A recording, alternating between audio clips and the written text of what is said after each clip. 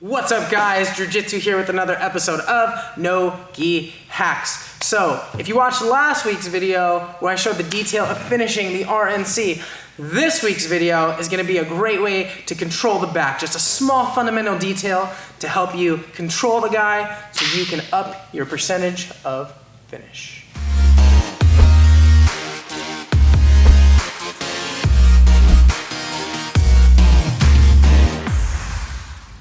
Alright guys, so I want to show you a fundamental detail here on how to control the back. It's been helping me out a lot lately and a lot of my students as well. So now, normally when I'm on the back here, I've got my hooks in, I'm curling them, I'm pinching, I've got my over-under. Okay, and basically I would always prefer to fall to the side of the over or the choking arm, right? I always want to be on this side. Now, that being said, for him to reverse engineer or try and defend this, it's very common for the person defending tries to put me on the other side, the side of the underhook, right? And then we get into this battle and whatnot, and then I lose my head position, and then he starts getting his head to the mat, and he starts scraping me off, and then I have to try and salvage my position here. Okay, so I want to give you guys a key detail that's going to help us prevent all of that noise. Let's go ahead and turn facing the camera. Perfect.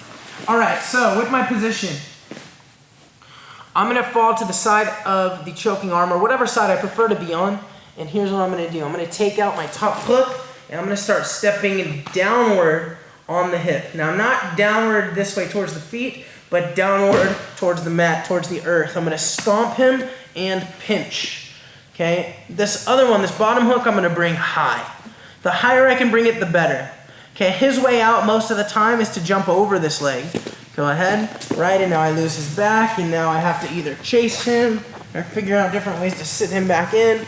I can do another video with more advanced details at a different time. Okay, but right now we just want to control. So one more time. We'll go ahead and get our over-under. I'm squeezing, I'm pinching. I fall to the side of the choking arm. I'm going to take my top leg and stomp. I'm going to pinch and bring this bottom hook up. Tyler, go ahead and start trying to turn me over to the other side. Good. Good. You might notice my hips are off the ground too, and that's what I'm doing. Reset. I want to stomp here, and I literally want to get my hips off the ground. So I want to do this solo just so you guys can see it, right? Pretend I have the over-under, hooks in, pinching the knees, falling to the side of the choking arm. Top foot is going to stomp downwards. And I want to lift my hips off the ground like a bridge. I'm bridging off of it.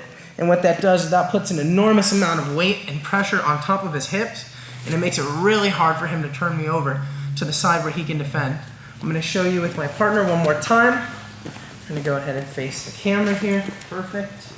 Hooks in, curl them, squeeze, over, under, chin on the shoulder. Got to have a perfect position for my submission. So we can fall to the side of the choking arm. I'm stomping, pinching, and this bottom hook comes up.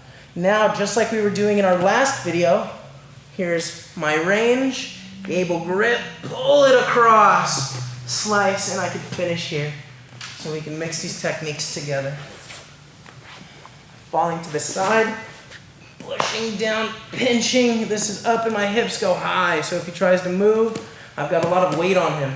And this is where I'm working my choke. And there's our finish. So an analogy or a philosophy that I really truly believe in is that jiu-jitsu is a game of control. He who has the most control wins the fight at any moment. So I think this detail is extremely important because it controls your opponent. It doesn't allow them to control your body weight and move you over to the other side. You get to control them, control their hips specifically. Another analogy I use very often is there's three things that you need, three elements that you need to control another human. And that's to control their hips, control their chest, and control their head movement. And if you can control those things at any given time, you have the most control, you're winning. So that stomp on the hip there is a big detail to help you control the hips.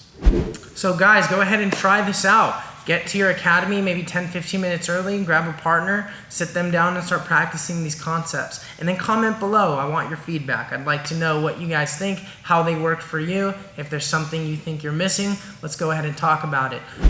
Alright guys, thanks so much for watching my video. Hopefully with last week's techniques and this week's techniques, you're able to up your percentage of finishing from the back.